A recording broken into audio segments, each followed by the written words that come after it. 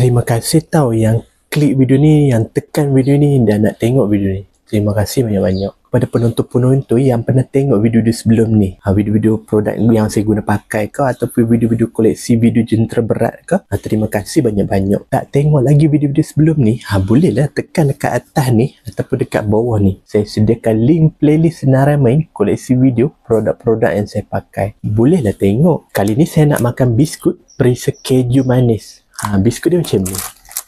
Okey. Jadi kita buka lah dia punya plastik. Sedap tau biskut ni, dia ada perisa keju. Okey, untuk satu biskut ni dia ada 10 keping biskut tau. Dia macam ni. Okey, untuk satu keping biskut tu sedap tau sebab dia bersalut dengan keju manis macam tu. Sedap. Tu, dia ada keju tau. Depan belakang pun ada keju manis yang macam tu. Dia ada juga gula-gula sikit. Taburan gula kat situ. Lepas tu dekat atas ni adalah macam salutan keju macam tu. Sedap. Sedap.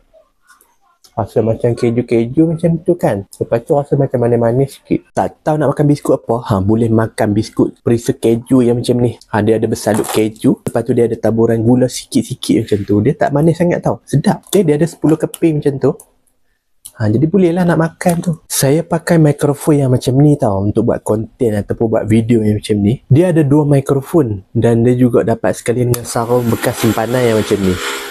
Untuk receiver boleh pilih untuk Android ataupun iOS. Nak charge dia pun boleh charge bawah ni guna kabel type C. Dia juga ada bateri level kat sini. Jadi mudahlah kita nak tahu berapa paras bateri mikrofon bateri kita tu kan. Saya guna minyak wangi Boyo Fighter ni. Bau dia pun wangi tau. Dia juga ada pilihan wangi untuk wanita. Boleh pilih. Untuk yang saya ada ni untuk lelaki lah, Boyo Fighter. Harga dia pun murah untuk satu botol ni. Jadi saya boleh lah pakai hari-hari kan. Jadi mudahlah kita nak pakai. Minyak rambut saya pakai minyak rambut kelapa dan juga dia ada rosemary dan juga peppermint. Nak pakai dia pun mudah je. Kita tekan-tekan picit, lepas tu kita boleh sapu dekat kita punya rambut lah.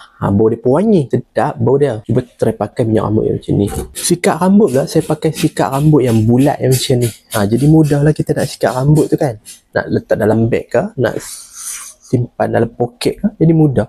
Ataupun kalau tak mau buat sikat, boleh buat garu badan ke. Kalau ada katai-katai tu kan, boleh garu-garu. Okay, untuk baju yang saya pakai ni baju kemeja lengan panjang tau. Dia boleh pilih warna dan juga boleh pilih saiz. Jadi selesa pakai. Dia ada butang lah di bahagian tengah ni. Di penggelangan tangan pun dia ada butang. Nak beli, boleh tekan produk kat bawah ni. Bantu saya dengan menekan butang like. Ataupun nak bagi komen. Ataupun nak share video ni. Ataupun nak bantu saya dengan menekan butang subscribe. Tekan subscribe. Terima kasih menonton. Jumpa lagi video seterusnya.